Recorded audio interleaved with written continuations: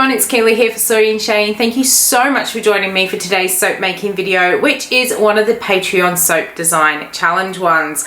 I am filming in my office late at night, so apologies for the terrible lighting that is in this room, but I forgot to do the intro down at the shop and I need to get the video up onto YouTube for you guys to see.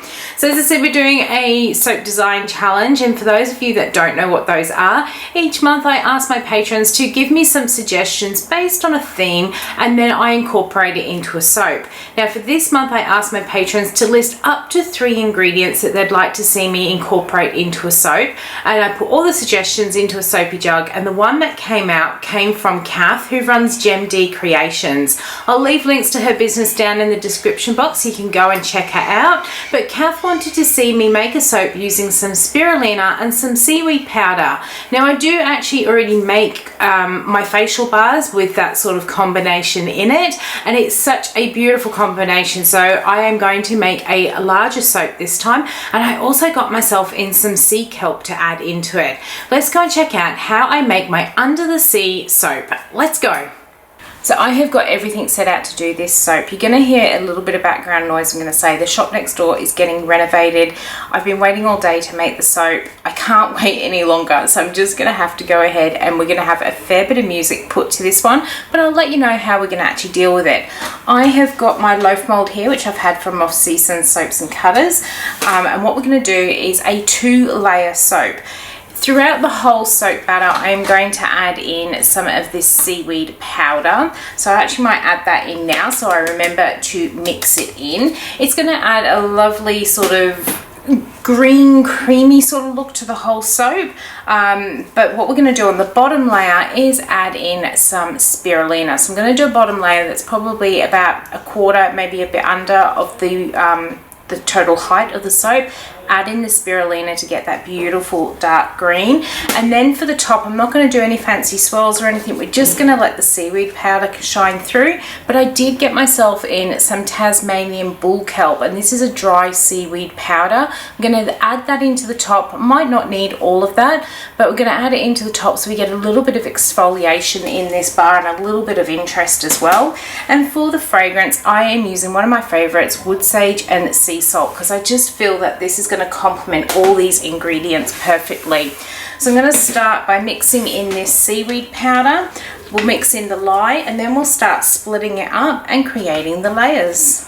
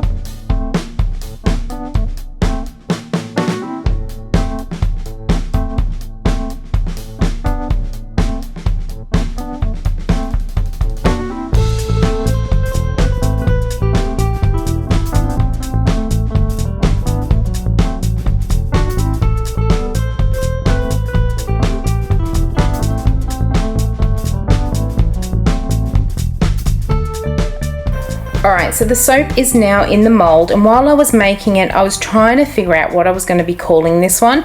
As you would have seen from the title of this video, this one is going to be called Under the Sea, and as such I wanted to get that real sort of sea feel to it. So not only have we got all that seaweed powder and spirulina and everything else in it, I decided on that bottom layer we would start to make it look like some waves crashing in the bottom or sandbars or something like that, and then the top of it I've just textured to hopefully look like lots of little mini waves as well. I'm going to leave this one sit overnight and we'll be back tomorrow and we'll cut it open and we'll take a look. Okay, so we are back to cut into Under the Sea. It is looking really good. The seaweed powder's come up a little bit darker this time than what I was expecting compared to when I usually use it, but it may actually fade a little bit over the coming weeks as it cures. I will post final pictures of this one over on Instagram for anyone that is interested. Let's get this one all lined up on the cutter so I get my couple of little ends on here as well. Alright, let's cut through and see what we've got. Alright. Ooh, and that is the inside. I love the colour that spirulina has come up, and I think I've got just the right amount of seaweed in there as well. I ended up putting about 25 grams in there. I initially weighed out 70, so I really didn't need much to get that really nice speckled look, and I don't like an over exfoliating soap bar, so I think that is just absolutely perfect. Now what I do find when I put spirulina in here directly, I don't know if the camera is really going to show. Oh look, we've got a lovely drag mark in that one from the seaweed. Let's smooth that out a little bit. You do get a slight speckled look from the spirulina when you put it directly into the soap.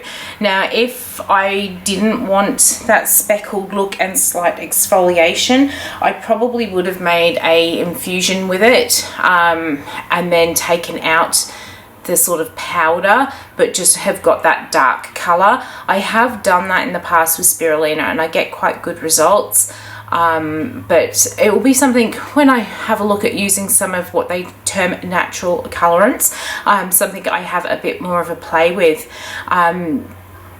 But I'm really happy with how this one has come up. At the moment, now that I've cut it, it does have a slight seaweedy smell, but I know that will also actually tone down as this sits and airs, and the smell of the wood sage and sea salt will really come through. Oh, this one's actually a nicer piece. You can really see the wavy, in fact the next one's even wavier. So I really like the bottom of the soap, that it does look like it's got those waves. See, that one's got some real waves going through the bottom. I hope you've enjoyed coming along with me as I made Under the Sea and used the seaweed powder and spirulina in this soap. If you did, why not leave me a thumbs up and any comments down below, and until the next video comes out, I hope you have a great one and I will see you then. Bye.